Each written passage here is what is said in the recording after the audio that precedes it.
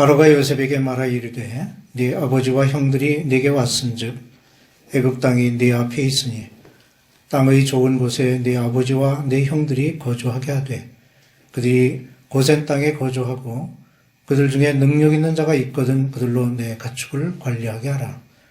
요셉이 자기 아버지 야곱을 인도하여 바로 앞에 서게 하니 야곱이 바로에게 축복하매 바로가 야곱에게 묻되 네 나이가 얼마냐? 야곱이 바로에게 아뢰되 내 나그네 길의 세월이 130년이니이다. 내 나이가 얼마 못되니 우리 조상의 나그네 길의 연조에 미치지 못하나 험악한 세월을 보내었나이다 하고 야곱이 바로에게 축복하고 그 앞에서 나오니라. 아멘. 아멘. 창세기 57장에는 요셉이 자기 가족을 애굽 왕 바로에게 소개하는 장면에 대한 기록이 있고 더불어 야곱이 자기의 죽음 앞에서 요셉에게 맹세하게 하는 내용이 담겨 있습니다. 야곱이 바로를 만났을 때의 나이는 130세였습니다. 그는 바로 앞에서 자신을 나그네 인생으로 소개하고 그를 축복하였습니다. 그리고 바로에게서 고센 땅을 거주지로 부여받았습니다. 그리하여 그들은 그곳에 정착하게 되어 그곳에서 생육하고 번성하기 시작하게 되었습니다.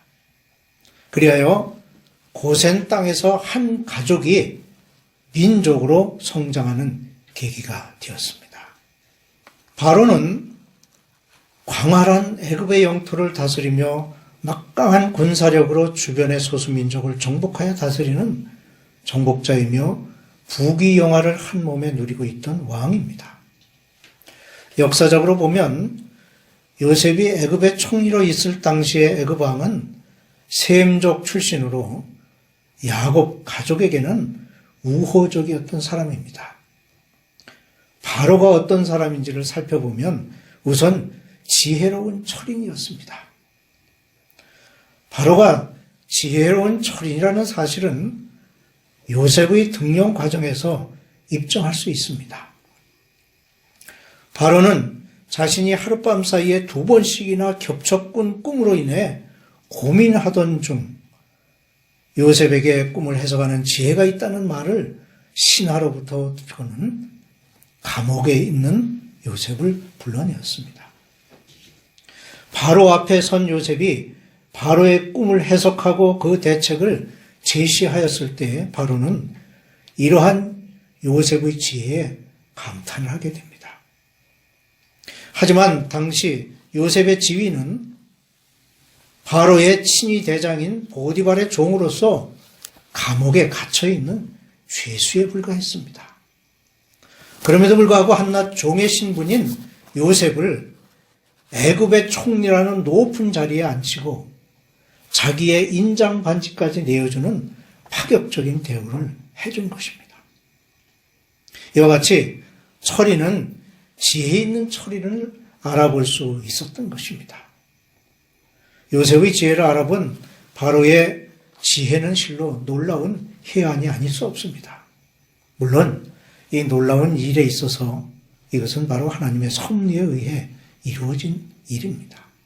하지만 우리는 여기에서 바로라는 철인을 보게 되고 또한 그의 인품을 접하게 되는 것입니다. 또한 바로는 후덕한 사람이었습니다.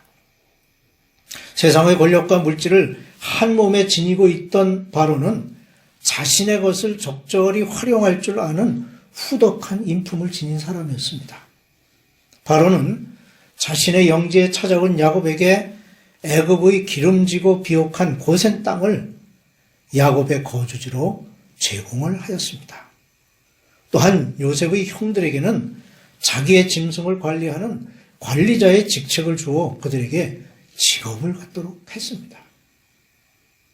비록 이 모든 일이 요셉을 선대하는 바로의 처사라 할지라도 바로의 인품이 후덕하기 때문이라는 사실에는 이론의 여지가 없는 것이지요.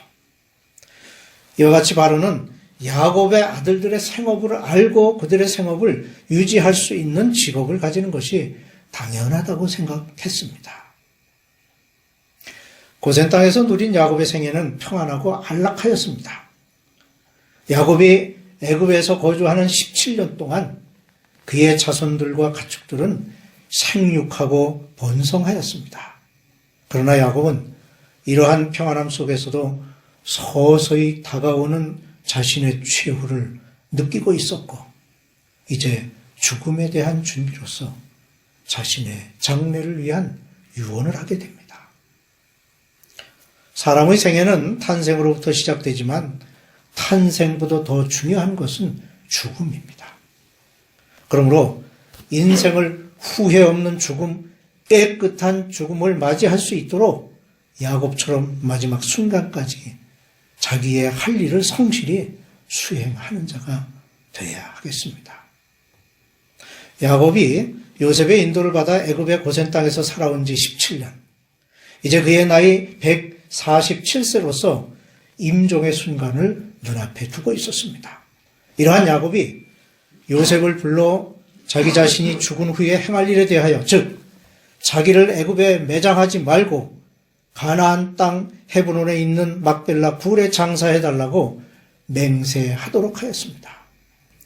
야곱의 이러한 죽음을 향한 준비 속에서 몇 가지를 생각해 봅니다. 첫째로 임종을 위한 준비가 있어야 합니다. 창세기 25장 28절에 보면 이삭은 에서가 사냥한 고기를 좋아하기 때문에 에서를 사랑하였고 야곱은 조용한 사람이었으므로 리브가가 그를 사랑했다고 말하고 있습니다. 이러한 야곱의 성품은 그의 임종을 준비하는 과정에서도 그대로 나타나고 있음을 보게 됩니다. 하나님의 약속을 기다리는 소망 속에서 나그네 세월 147년을 보내온 야곱, 이제 아직도 이루어지지 않고 있는 이 약속에 대한 야곱의 세심하고도 주의 깊은 배려는 그로 하여금 요셉을 불러 자신의 사후를 부탁하며 그대로 행하겠다는 맹세를 하도록 합니다. 이 야곱의 주의 깊고 세심한 배려는 우리에게도 귀감이라 할 수 있습니다. 우리 성도의 삶이 주도 면밀해질 때에 불시에 닥치는 모든 불의의 사고에도 당황하지 아니하고 침착하게 대처해 나갈 수 있는 것입니다. 더구나 그것이 죽음인 경우에는 더욱 그러합니다. 둘째로 약속의 땅에 대한 소망이 있어야 합니다. 약속의 땅 가나안, 그것은 하나님께서 아브라함을 선택하시고 그의 자손들에게 상속해 주시겠다고 약속하신 땅입니다. 이 약속의 땅은 하나님께서 정하신 때에 그들이 상속받을 수 있는 땅입니다.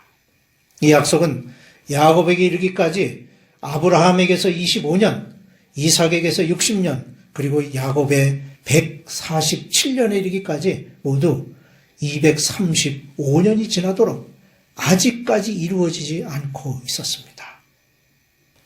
이렇게 언제 이루어질지 모르는 약속은 조금도 변하지 않고 야곱에게 간절한 염원으로 남아 있었습니다.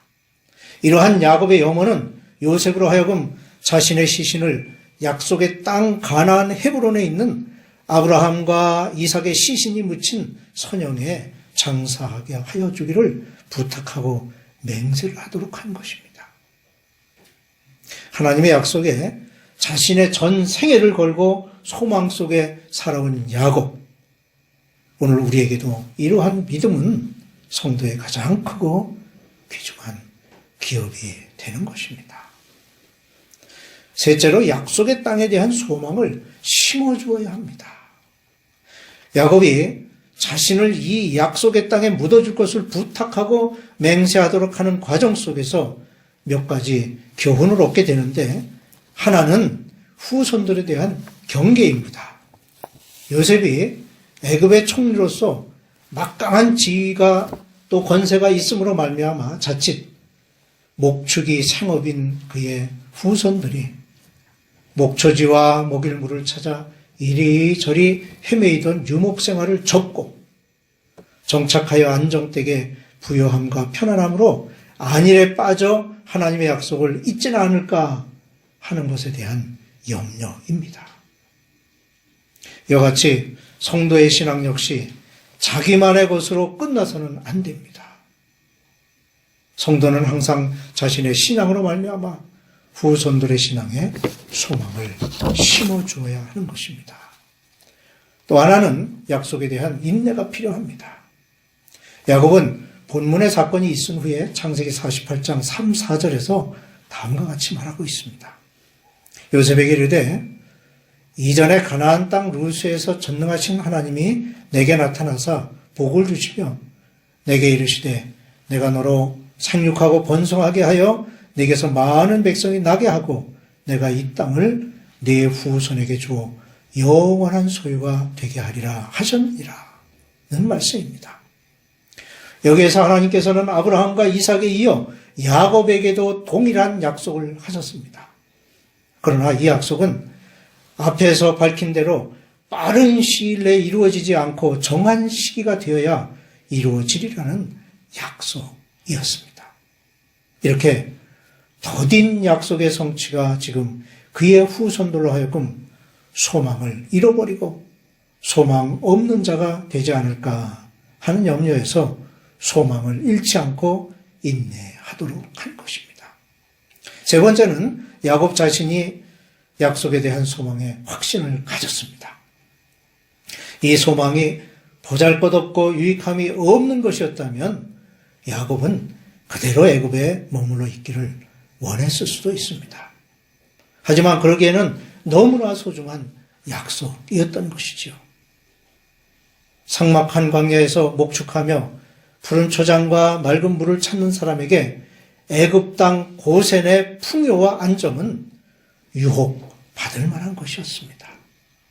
그러나 야곱에게는 하나님께서 그에게 주신 약속이 너무나 소중한 것이었기에 그가 선영에 묻히기를 원한다기보다는 약속의 땅에 묻힘으로 약속의 땅에서 영원히 산다는 의미를 담고 있는 것입니다. 이것은 성도의 소망이 이 땅의 기름짐 그리고 소유의 풍요로움에 있는 것이 아니라 오직 하나님의 약속을 믿는 신앙에 있음을 보여주고